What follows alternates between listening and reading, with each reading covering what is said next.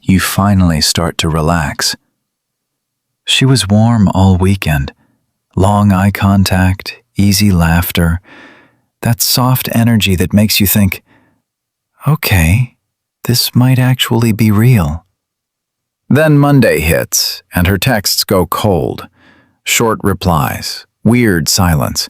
No obvious reason, just a sudden shift in the vibe. And now you're staring at your phone. What changed? Did I say too much? Should I text again?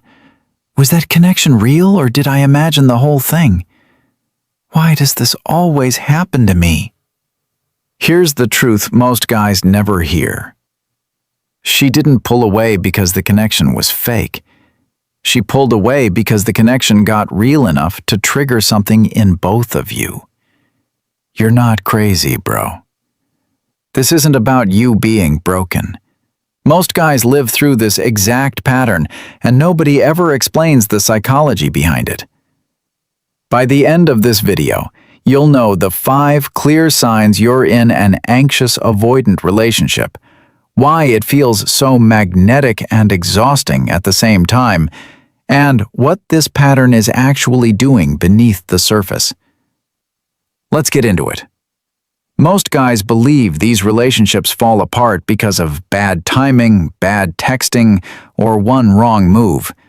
But the real truth is deeper than that. This is not about logic. It's about nervous systems. In an anxious-avoidant dynamic, one person feels distance and instantly reaches for more closeness. The other feels pressure and instantly reaches for more space. So the very thing that makes one person feel safe makes the other person feel trapped. And the very thing that makes one person feel calm makes the other person feel abandoned. That's why it gets so confusing. Most guys think, if I just explain myself better, love harder, stay more consistent, she'll finally relax. But what she often feels isn't just your words. She senses your urgency. She feels the emotional weight underneath the message. Her energy shifts. Her gut tells her something is off, even if your intentions are genuine. And if you're the one pulling away, man, here's the other side of it. You may tell yourself you just need space, but she feels the wall go up. She feels the connection disappear right when it started getting real. That's when her anxiety spikes. That's when the cycle begins. Not bad chemistry. Not bad luck. Not, you two just need to communicate better. It's a push-pull bond where fear dresses itself up as love. And once you see that clearly, you stop personalizing every shift. You stop chasing symptoms. You start seeing the system. So, let's break down the 5 signs. 1. Closeness creates distance. Here's the part nobody talks about. Most guys think more connection should create more safety. So when things feel good, they lean in harder. More texting, more reassurance, more emotional intensity. They do it because they care. They do it because they want stability. But in this dynamic, that extra pressure often lands very differently than they expect. Because what she feels is not always love. Sometimes she feels invasion. If she has avoidant patterns, real intimacy can feel good one second and threatening the next. She feels herself getting emotionally seen, and instead of melting into it, her system tightens. Her brain goes, "This is getting too close. I need space." That doesn't always mean she doesn't like you. Sometimes it means she likes you enough for it to scare her. Wrong approach sounds like this. "Why are you being weird today? We were just good. Talk to me." Right approach sounds like this. "Feels like your energy shifted a little. No pressure. If you need space, take it. We can talk when it's real. That lands differently. Not clingy reassurance, not cold detachment, not fake alpha silence. Just grounded presence. And when you do that, she feels less trapped by your need and more safe inside your calm. 2. Reassurance works for about 10 minutes. This is the one most guys completely miss. Most guys think the problem is lack of reassurance, so they keep trying to fix the tension with more words, more explaining, more "are we good?" more emotional check-ins. And for a moment, it works. She replies. You relax. The anxiety drops. Then, a few hours later, it comes right back. That's not connection. That's emotional painkillers. The deeper truth is this. In an anxious-avoidant relationship, reassurance often becomes temporary relief instead of real security. If you're anxious, you feel calm only when she gives you a signal. If she's avoidant, she feels calm only when the pressure drops. So both of you start managing symptoms instead of building trust. And here's the thing. When she feels responsible for regulating your emotions, attraction starts getting replaced by obligation. Her inner voice starts saying, if I don't respond the right way, this is going to become a whole thing. That changes her energy instantly. Wrong approach. Just tell me where I stand. I need clarity right now. Right approach. I like you, but I'm not going to force closeness. If it's real, it'll show consistently. Feel the difference. One is chasing relief. One is standing in truth. This isn't a trick. This is who you're becoming. A grounded man doesn't beg for momentary comfort. He watches patterns. He trusts energy. He lets consistency reveal what words can't. And when you do that, she feels your calm as real strength instead of emotional pressure. 3. Small distance feels massive. And here's where it gets interesting. In healthy dynamics, a delayed reply is just a delayed reply. In an anxious-avoidant relationship, a delayed reply can feel like an earthquake. A changed tone, a shorter text, a cancelled plan. Suddenly, your mind is sprinting. Did I mess this up? Is she losing interest? Should I fix this now? Most guys don't realize they're no longer responding to what happened. They're responding to what it means in their body. That's the psychological trap. One small shift gets translated into danger. And once you feel danger, you stop acting natural. She feels that too. Your energy gets tighter. Your words get heavier. Your presence stops feeling effortless and starts feeling loaded. If you're the avoidant one, the opposite happens.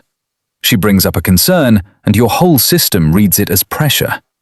Your brain says, I'm about to get controlled. I need out. Conversation stops being a conversation. It becomes threat management. Think of it like driving with one foot on the gas and one on the brakes. Lots of noise, lots of heat, no smooth movement. Wrong behavior is double texting, over-explaining, or going ice cold to regain control. Right behavior is pausing and saying, I noticed I got activated there. I'm going to slow down before I make this bigger than it is. That is rare. That is magnetic. That's not weak. That's emotional discipline. And when you do that, she feels less chaos coming off you, which makes it easier for her to lower her guard. 4. You start reading signals instead of building reality. But here's what changes everything. Most guys in this pattern become detectives. They analyze response times, study punctuation, re-watch voice notes, replay facial expressions. Every little thing becomes evidence, because when consistency is missing, your brain starts hunting for crumbs. That feels intense, but it kills presence. The deeper truth is that anxious-avoidant bonds train you to become hyper-focused on signals instead of grounded in reality. You stop asking, "Is this relationship healthy?" and start asking, "How do I decode her?" You stop feeling your own standards. You start chasing emotional weather reports. And women feel that. She may not say it out loud, but her inner voice is often, "Why does this feel so heavy when nothing official is even happening?" Or, if you're the avoidant one, she's thinking, "Why do I feel close to him one day and shut out the next?" Wrong approach sounds like, "She liked my story but didn't answer my text. What does that mean?" Right approach sounds like, "If her effort is inconsistent, I don't need more analysis. I need more truth." That one line will save you months. Not mind reading, not obsession, not performing for crumbs of attention. Just reality. These aren't tactics. This is just what a grounded man naturally does. He doesn't build fantasies out of fragments. He pays attention to actions. He lets silence tell the truth words are trying to hide. And when you do that, she feels the vibe shift from needy interpretation to calm self-respect. 5.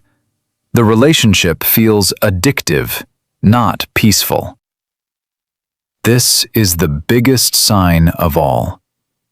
Most guys mistake intensity for compatibility. If it feels powerful, consuming, electric, unforgettable, they assume it must be deep. But chemistry and chaos can wear the same outfit, man. And if you don't know the difference, you'll call a wound a soulmate. An anxious-avoidant relationship often feels addictive because it runs on intermittent reward. A little closeness, then distance. A little warmth, then confusion. Your brain gets hooked because unpredictability creates obsession. You don't just want her. You start craving the relief of finally feeling chosen again. That's why you can't relax. You're not building peace. You're chasing a high. And she may be doing the exact same thing from the other side. She gets drawn in by your presence, then overwhelmed by the vulnerability. Her brain says, "I miss him when he's gone, but I tense up when he gets too close." That contradiction is the whole trap.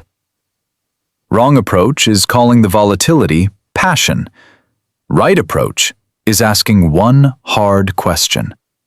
Does this connection make me more grounded or more unstable?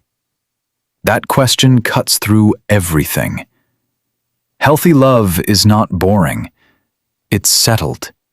It's clear. It's real. Like a fire that warms you, not a fire that keeps burning your hands. And when you stop confusing intensity with intimacy, you stop feeding the cycle that keeps both of you emotionally addicted. And that's when she feels something different too. Not pressure, not confusion, not emotional whiplash. She feels calm, and calm is what allows real closeness to grow. So, if this video hit hard, here's the deeper truth. This isn't about memorizing signs. It's about becoming the kind of man who can recognize when chemistry is feeding your wounds instead of your future. When you internalize this, you stop performing. You stop chasing every emotional shift. You stop calling instability love just because it feels intense.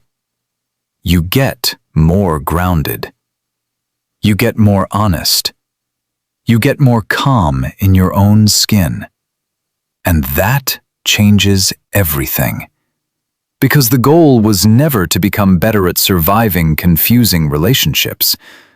The goal is to become the kind of man who no longer mistakes confusion for connection.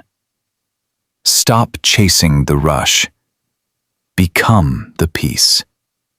And if you want the next step, watch the video on how to break the anxious-avoidant cycle and build secure attachment energy. Because spotting the pattern is powerful, but knowing how to stop feeding it is where your real upgrade begins.